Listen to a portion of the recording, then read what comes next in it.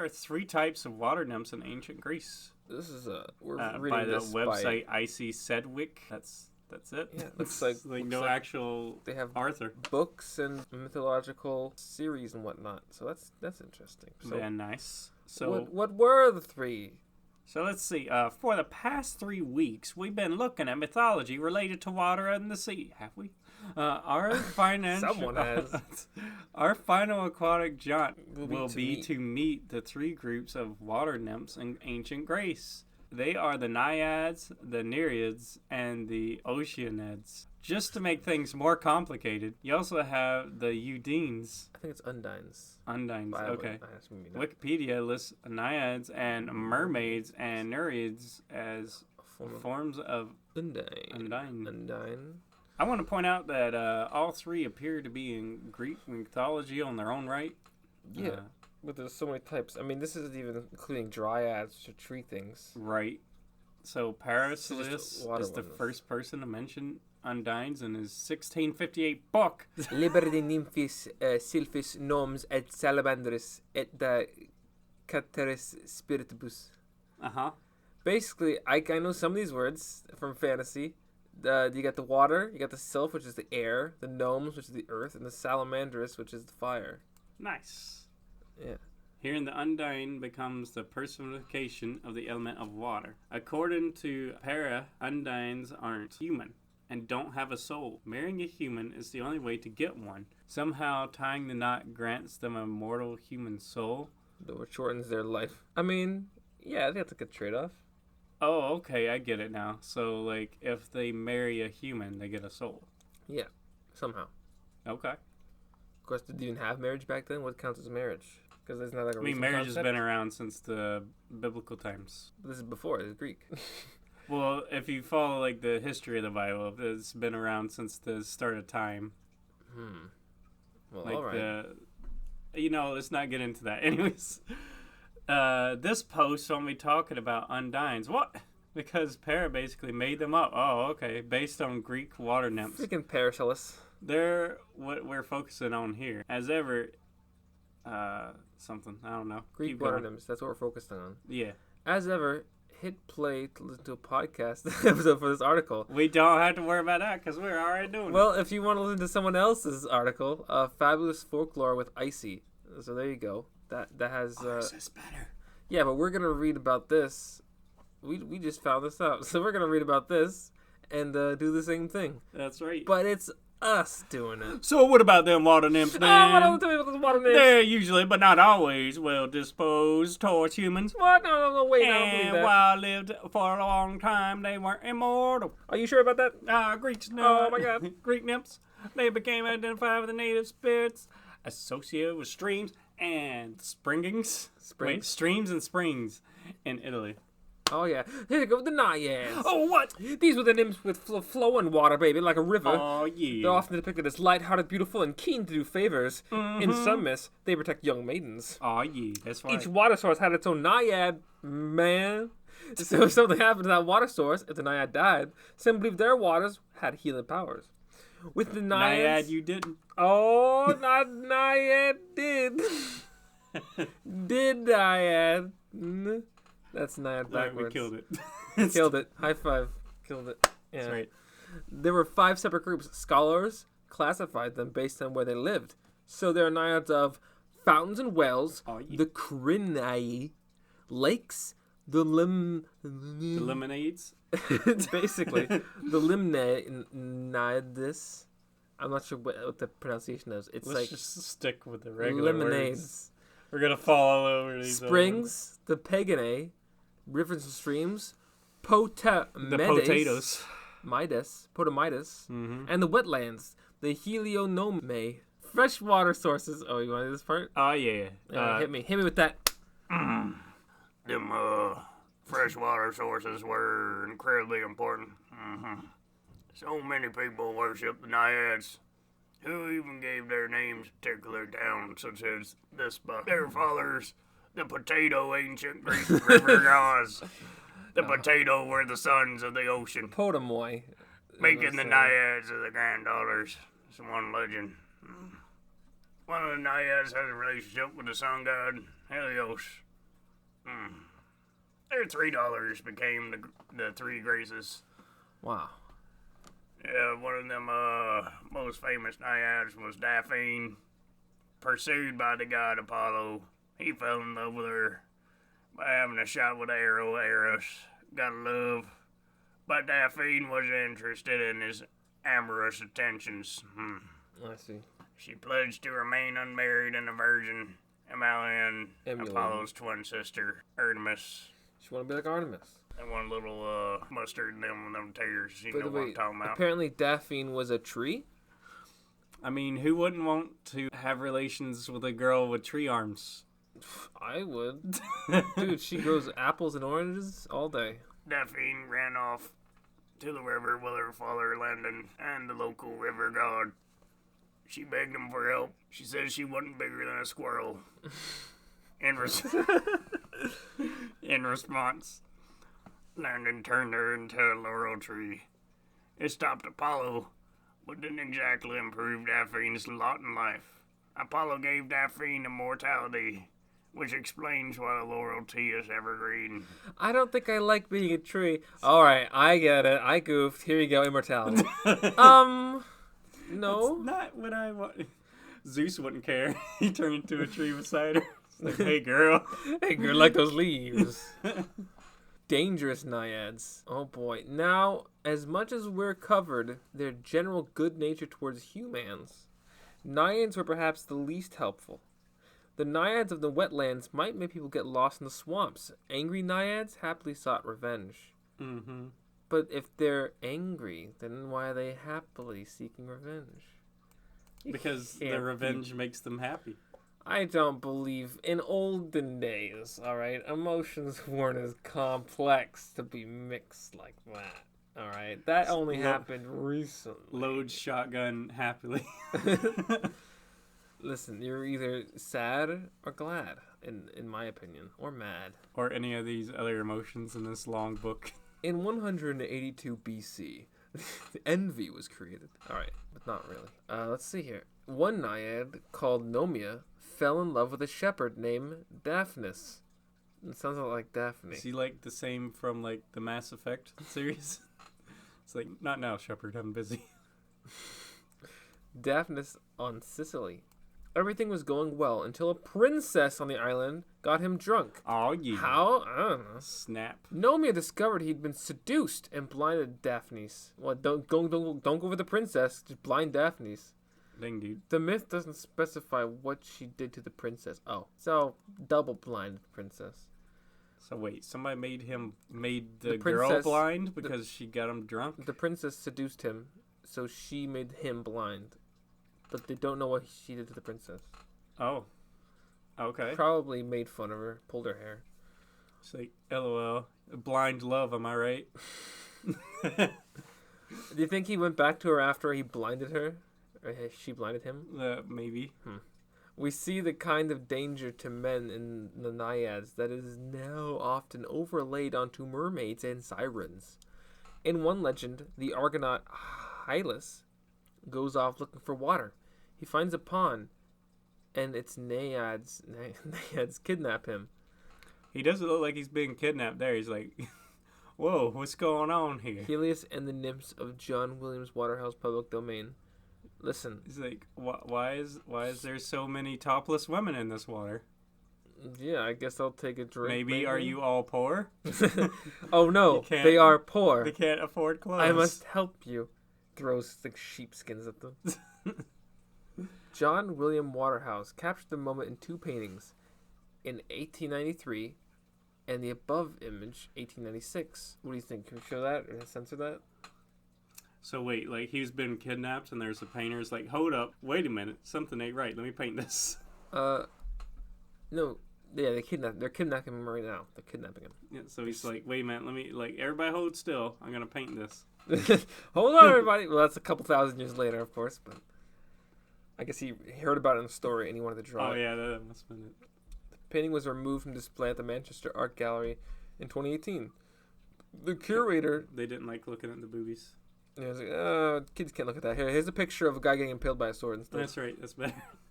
The curator took inspiration from the recent movements against the objectification and exploitation of women. I knew it. Such as Me Too. A week later, the painting went back on display.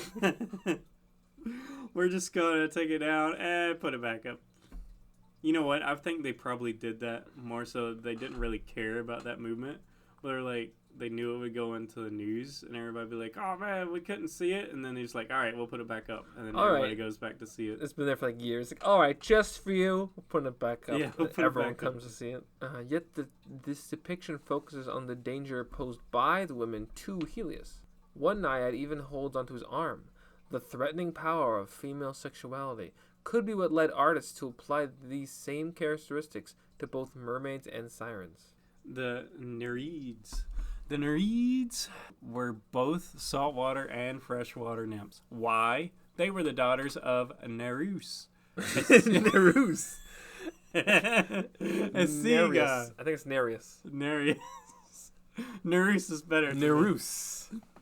A sea god. And Doritos, the daughter of Oceanids. Doris. Yeah. Doritos and Nereus. They're the daughter of Oceanus.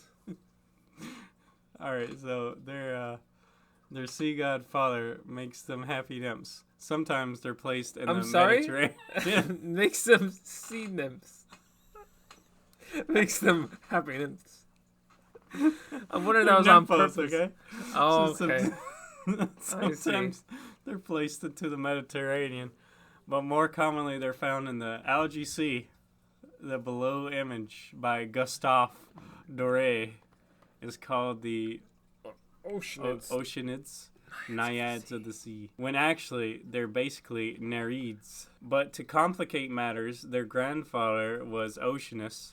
To know why that's confusing, you have to understand the geography of ancient Greek mythology. To them, a huge freshwater river encircled the earth. Oceanus was the god of that, meaning his daughters, including Doritos, were freshwater nymphs. And so were his granddaughters. Are you still with me? Artists depicted the water nymphs in a range of ways, sometimes playing with other sea creatures, or also as mermaids. Unlike the vengeful Naiads, people thought highly of the Nereids. They saved fishermen and sailors when they got into trouble. Lots of ports kept shrines of the Nereids. I wonder if that's where the mermaid story came from then. From like a sea nymph rather than an actual mermaid. Famous Nereids. A famous Nereid was Amphitrite. Amphitrite. There we go. First try. Yeah. Consort of Poseidon. She didn't actually want to marry him at first. You know, he kept leaving his starfish around the house. Oh, man. Considering his behavior towards Medusa. But who can blame her? Who can blame her? Yes. I don't know where he butt might be like from. the dolphins that who like can to blame her? Have fun with the pufferfish. That's right. But after fleeing from him, she eventually changes his mind. What? She ends up as queen of the sea. Maybe it meant to say he eventually changes? No, she eventually She flees and he's like, wait a minute. I want to be queen. Oh, so when she ran away, he was like, hold up, wait a minute. I actually wanted that girl. Hey, girl, you want to be my wife? No, she changed her mind and came back. Either way is good. Look at that. She's playing with that trident. She don't even care about him. She's like, I want that. That's exactly. I want that legendary weapon right there. That's exactly what this is. She wants power rather than him. Dang, dude. Neptune. That feel when she wants you for your trident, but not for you. He actually named his little dangalang Poseidon. He's like, yeah, girl, I know what you want. Why? All right. It's public domain, this painting, so you can put that up. Just put that up. Censor it. I put everything Censor this and censor this. Nah. Yeah, censor both. Yeah, please and thank you. Put the kappa thing in there. Another famous Nereid was Thetis. Both Poseidon and Zeus wanted her, but a prophecy about her son being more powerful than his father put Zeus off. I can see that. Wow. Yeah. He married her off to Peleus, the king of Myrmidons? Yeah. Okay. Zeus assumes no son of hers with a human will fulfill the prophecy. Thetis bears a son to Peleus called Achilles. Achilles? Yeah. Who ends up more powerful than Zeus. Does he actually? But that was the guy who had the Achilles heel. Yeah, I didn't know I thought he was like only like maybe Hercules level, not Zeus level. Well, Hercules is as strong as Zeus. Well, there you go. Well, if he had full power. Mm-hmm. Well, are you going out from Disney or from actual lore? I'm not gonna say. She dips him into the river, Styx, to make him immortal. The only part that doesn't get wet is his heel. Oh, I see. That's why he had the Achilles heel. Honey, you know what you're doing. I know what I'm doing! Dunks baby in dead river. He'll be so powerful, I swear! Is that the Dead Sea River? Where it's just all salt water? It's River Styx. In Hades. Right? Oh. In Tartarus? Yeah, Hades was the brother of Poseidon, wasn't he? They're all brothers. They're Zeus, Hades, and Poseidon were all born from Kronos. Yeah. I think that's been a little while now. Zeus's wife as well, but I can't remember. It's been a few weeks since we covered that. Thetis pops up in the legends of Jason and the Argonauts too. The Nereids help these heroes along their quest. I forget what he does, honestly. He had to go get the golden fleece. Is that it? Is that all he did? Yeah, but then he was stolen from a guy. Somebody else owned it. Is he good? Is he any good? No. Okay. He died, I'm assuming, at some point. Yeah. Unlike the Naiads who kidnap one of them, while the Nereids are less vengeful than the Naiads, they do have their moments. Queen Cassiopeia, I know that one, announces she's more beautiful than the Nereids. Oh my. They complain to Poseidon, this bitch said she's more beautiful than me. Oh my god, I cannot believe it. Why would they complain?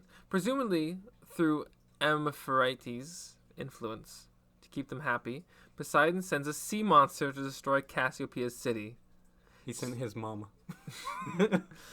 She says she's more prettier than us. Fine, I'll kill a couple thousand people and destroy the city. Wait, his mama would be Gaia. Never mind. Only sacrificing her daughter Andromeda will call off Poseidon. In the end, Perseus turns up and rescues Andromeda. Perseus, I hear, is a pretty cool guy. I hear he's pretty good at what he does. The Oceanids, according to mythology, there are 3,000 Oceanids, although only 100 appear constantly in the original text. Consistently. Don't worry, I'll be here to constantly correct your mistakes and laugh at you. Thank you so much!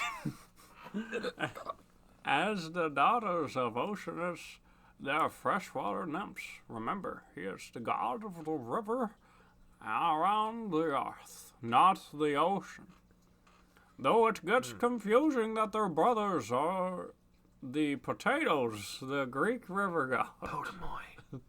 Yet the same ones that are fathers of the Naiads, the water nymphs get pretty confusing. Like the Naiads, they're split into groups. There are Oceanids for the clouds, the water and the breeze, pastures and flowers. People like to honor the Oceanids and sailors, often prayed to them, or made sacrifices to ensure safe voyages. Imagine being a powerful Oceanid and having to exist in pastures and flowers. Another thing to remember is that Oceanids was a titan. Part of the original Greek gods before the Olympian gods took over. Oceanids stayed neutral in the battle, which is why he remained free of Zeus's prison. I don't know if I ever seen him in God of War or not. Maybe he's still around after the whole fight. Deep under the sea. Under the sea. Under the sea. Can't sing that too much. Because Oceanus knows that life is better down where it's wetter. That's right. Take it from me. One of the famous Oceanids was Metis, the original goddess of wisdom. She married Zeus, but he swallowed her when a prophecy said her son would overthrow him. Sounds familiar, like right? Father, like son. Through Metis, right? Zeus birthed the next goddess of wisdom, Athena, from himself. Metis continued to provide counsel to Zeus. Styx abandoned the Titans to take the side of Zeus during the War of the Titans. He made her goddess of the river that flows through the underworld. Other Oceanids gave birth to famous names like Atlantis, Prometheus, Iris, Circe, the Harpies, and the Three Graces. Yes, I know earlier I said one of the Naiads gave birth to the Graces. The legends differ. Elsewhere, the Oceanids also spent time with the Persephone in the underworld. Fowler 2013, presumably the Styx's links of the realm of Hades. Unlike the Naiads, often believed to be tied to specific bodies of water, the Oceanids ended up attached to the regions instead. The Oceanids for Europe was called, you guessed, it's Europa. Asia was another Oceanid. Their names have passed to common usage as place names, even if we've forgotten the Oceanids. Wow. So there you have it, the 3 water nymphs. Oh my god. Oh my goodness. I think I like the Oceanids the most. I'm reading this. They're not as flashy as the Naiads, but they seem more content to fulfill their roles. Uh-huh. And the Nereids are helpful towards sailors and fishermen. They are. Wow. Many of these water nymphs end up defined by their association with male figures, both gods and human. No way! No way!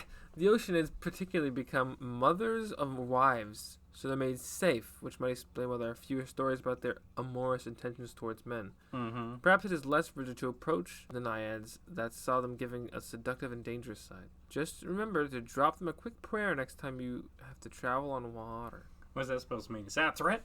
Yeah. Am I going to have to go stab the water? Yeah. That reminds me of the scene Punch from the Family Guy where Adam West goes to the water with a knife. It's like, you'll hurt no one else. He starts trying to stab the water. Foul. Fiend. Flawless victory. Wow. So that was great. That was pretty sweet, I gotta say. Including an SCP, which one would have to be your favorite? The SCP?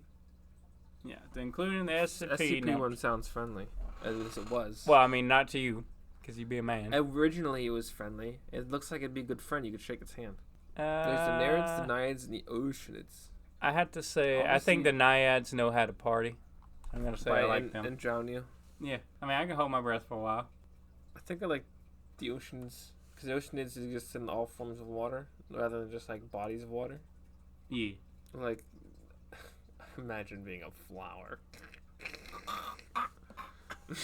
I don't know. I was doing the laugh, but you're just joking. Oh, I was actually dying. So, thank you. I'm sorry. Also,